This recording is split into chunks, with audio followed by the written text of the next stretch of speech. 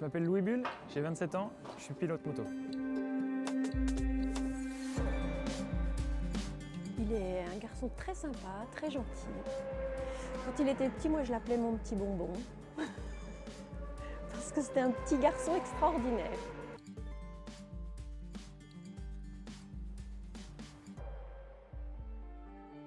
Louis, comment on arrive à devenir pilote moto? Ça vient d'où ça?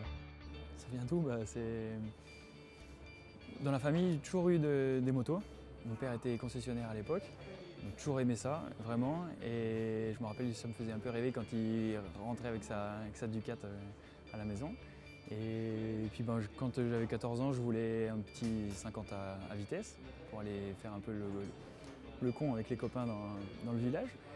Mon père n'a jamais voulu. Donc on a trouvé une solution intermédiaire, ça s'est fait par hasard. Un jeudi, j'ouvre Moto Journal. Il y avait la pub pour la Coupe Honda, la CB Cup 125, là, la CBR Cup 125. Je dis je te propose un truc.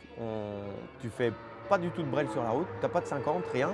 Mais par contre on fait ça. Je m'engage avec toi, on fait toutes les courses, je me débrouille, je prends un camion, on fait ça. Donc il a fait de la Junior Cup et ça leur a plu à tous les deux. Ils se sont beaucoup amusés et voilà.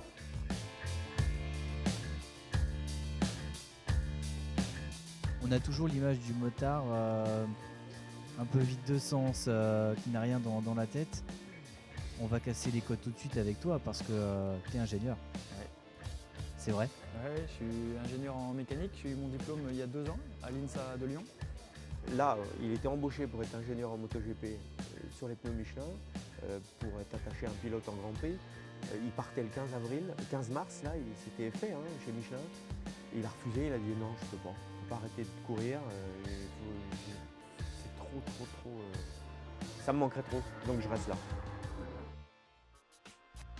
Tu es quand même un pilote très entouré.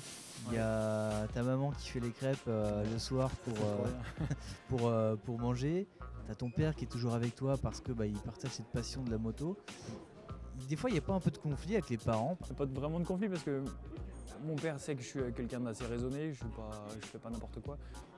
Avec le temps, l'expérience est là quand même, donc on fait pas trop de folie. Louis, il a une image très sympa, très ouverte, mais entre nous, c'est pas forcément comme ça tout le temps.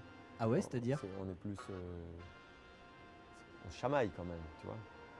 Même si on s'aime énormément, mais il y a quand même un petit peu des petites tensions, des moments...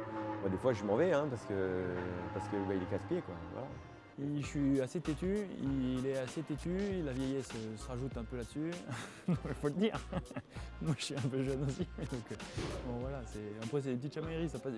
Il est pas du tout rancunier, donc ça se passe très rapidement. Moi je le suis peut-être un peu plus sur certaines choses, mais c'est pas grave, après c'est la famille, on va pas se fâcher, c'est jamais grave, ça dure 2 minutes et puis si on s'aimait pas on se chamaillerait pas. Si tu avais un objectif pour le qualifier, ça serait quoi? Un objectif. Pugnace, vraiment. Il lâche jamais. Il a un défaut quand même? La même chose. Sa rigueur, parfois, a un défaut, c'est-à-dire qu'il est très maniaque, il n'aime pas qu'il y ait des petits cailloux dans l'engrenage, non, ça, il n'aime pas ça. Il faut que tout soit parfait. Voilà, Et justement, quand tout n'est pas parfait, qu'est-ce qui se passe? il fait la tête. Si tu avais un mot de la fin pour conclure tout ce qui t'arrive et cette passion qui t'anime, ce serait quoi le mot de la fin? C'est trop bien. Moi j'adore. Ouais non, c'est trop bien. On te sent ému quand même quand on parle de moto, de famille, etc. C'est trop cool. J'ai de la chance de faire ça.